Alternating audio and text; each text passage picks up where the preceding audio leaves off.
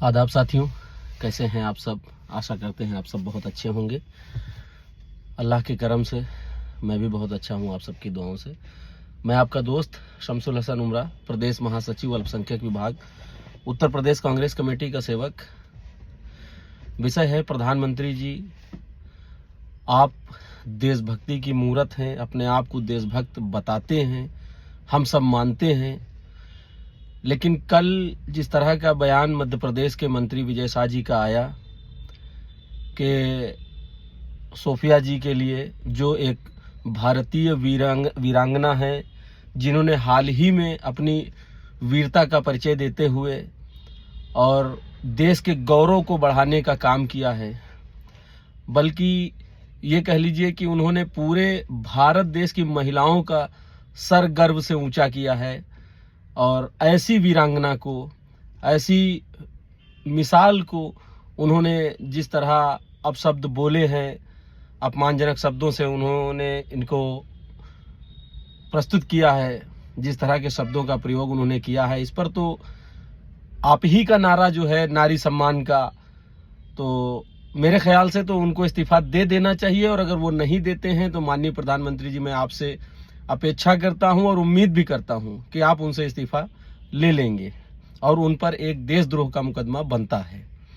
क्योंकि कोई भी इंसान अगर देश हित में गलत बयानी करता है, कुछ गलत बोलता है, तो उसके खिलाफ देशद्रोह का मुकदमा बनता है। तो इन्होंने तो हाल ही में वीरांगना के खिलाफ इस तरह की बातें की हैं, तो मुझे लगता है आप इंसाफ करेंगे, चूंकि आप इंसाफ अच्छा करते हैं और समाज में एक संदेश जाएगा। आप ही का दिया हुआ नारा अब सिद्ध होने का समय आ गया है, नारी सम्मान का, महिला सम्मान का। ये तो महिला से ऊपर उठ करके भारत की धरोहर है और भारत की एक धरोहर वीरांगना को इस तरह से बोला गया है। तो मुझे लगता है कि आप इस पर जरूर संज्ञान लेंगे और इस पर कार्रवाई करेंगे, क्योंकि अब ये मामला देश हित में है, तो आप इस पर जरूर गौर करेंगे और करना भी चाहिए, और ताकि आने वाले किसी भी मंत्री दल नेता, किसी को भी ये सबक मिलना चाहिए कि हमारे देश में किस तरह के शब्दों का इस्तेमाल करना चाहिए। जहां प्रशंसा होनी चाहिए वहां अपमान हो रहा है, जहां सम्मान मिलना चाहिए, पुरस्कार मिलना चाहिए, वहां गद्दारी का खिताब मिल रहा है। आज से पहले तो ऐसा नहीं होता था।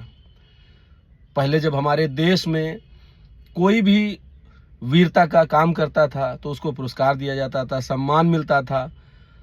आज अगर कोई वीरता दिखा रहा है तो उसको गद्दार करार दे दिया जा रहा है। बहरहाल सभी को शब्दों पे नियंत्रण रखना चाहिए, देश हित में बहुत सोच के बोलना चाहिए। और जो इंसान इस देश के लिए, एक महिला, एक बहन हमारी, हम उसको जाति के चश्मे से नहीं देखते हैं, हम उसको देशभक्ति के चश्मे से देखते हैं। हम उसको देश पर मर मिटने वाले जज्बे की नजर से देखते हैं कि एक यान में अपने आप को कैद करके उड़ान भर दी कि यार हम लौटेंगे या हमारा देश सेफ रहेगा। इस तरह के जज्बे को हम लोग कलंकित कर रहे हैं। ये बहुत नीचता का काम है, बहुत ही नीच सोच का परिचय है।